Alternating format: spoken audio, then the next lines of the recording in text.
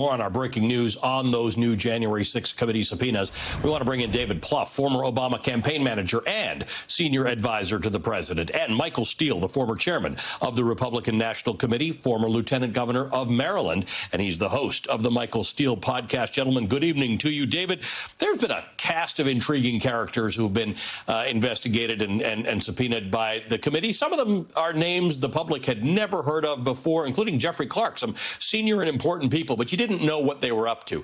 These four who have been subpoenaed today are names everybody knew and watched in real time. What do you make of these subpoenas, and what do you think it means about where the committee is? Well, it's getting closer and closer to the president. So this is the clown car that was surrounding him, really prior to the election, as they set this all up, that the election may be rigged. And then from election day all the way through to January 6th. So, it's getting closer and closer to Trump. Hopefully at the end of the day here, we're going to, A, learn what happened and who was involved, B, that there'll be consequences, including criminal where that's appropriate, and C, we do everything possible to make sure this is a one-time event. We're surrounded every day by evidence that coup 2.0 is well underway. Trump just last week talked about how important it was to make sure there were vote counters, essentially in his corner, irregardless of how people voted, who would call the election the way he see it. So this could not be more grave in terms of its threat to democracy. These are people who are surrounding the Oval Office, the desk in the Oval Office, who were on conference calls with Trump, all day long. So they were witness to the insurrection and how it was organized. Michael Steele, David calls it the clown car that was driving this thing. But, when you watched the press conferences, the stuff that Sidney Powell would come up with, or Jenna Ellis, or Rudy Giuliani at the Four Seasons Landscaping Company in Philadelphia, there are a lot of people who didn't take it seriously. They did think it a clown car.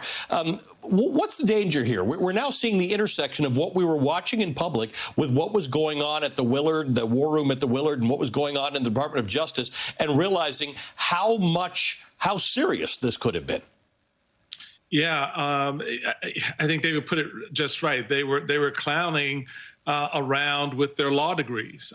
They were clowning under the color of their profession as attorneys, and using that profession and using the importance of those degrees, particularly talking on a subject as important as, elections and the process and all of that, in such a way as to confuse, obfuscate, and in many cases lie.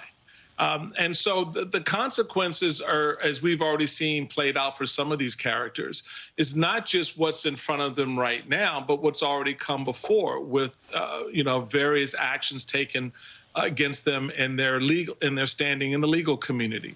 I think for the public, what they have to understand is just what those actions have wrought.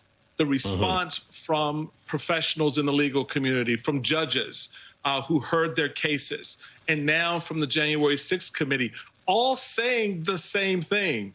A, there was no fraud. And B, the fraud was actually what was being perpetrated by the individual standing before the court and now standing before this committee on Capitol Hill. And I'm hoping the public understands and takes to heart exactly what that means, that the big lie was, in fact, that, and that anyone out here still pushing it is lying to you and needs to be shut down.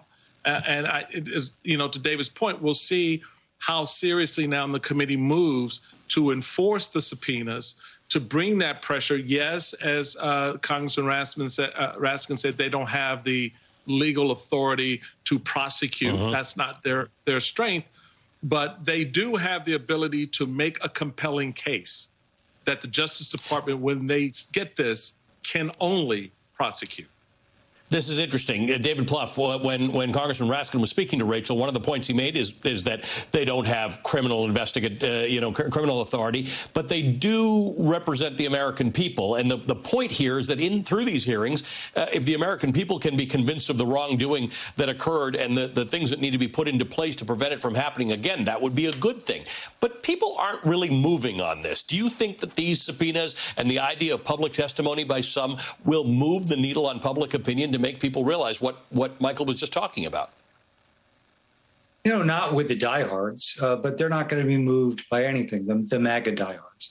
But I do think the more there's testimony from people who were as close to Donald Trump as you could get.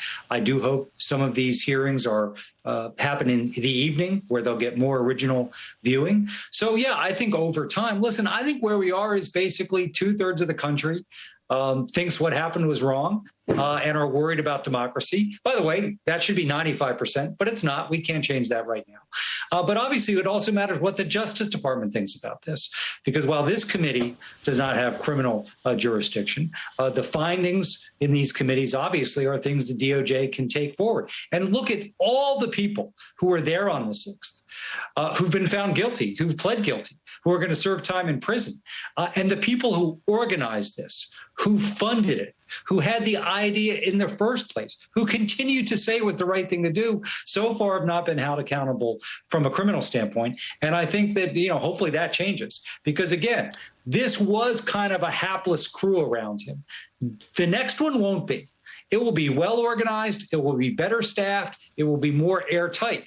And that's, what we have to prevent. And I think the consequences of the last one have to be strong enough to help hopefully be a deterrent for the planning on the next one. Guys, as always, thanks for your analysis. We always appreciate it. David Plouffe and Michael Steele are staying with us. We'll be right back after a quick break.